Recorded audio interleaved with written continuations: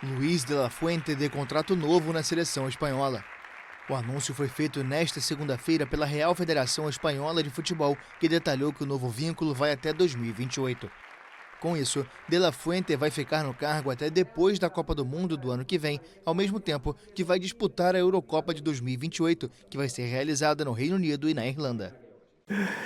Prometemos isso. Prometemos isso, botar toda a nossa força, empenho, esforço e superação para tentar seguir conseguindo títulos e metas importantes para o futebol espanhol e para a Federação Espanhola de Futebol. O treinador da Roja, de 63 anos, começou a carreira na federação em 2013, quando assumiu o comando da seleção sub-18, até em dezembro de 2022 ser escolhido para substituir Luís Henrique como técnico da seleção principal.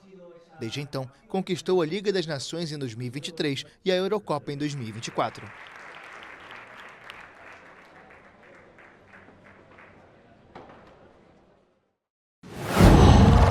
Qual?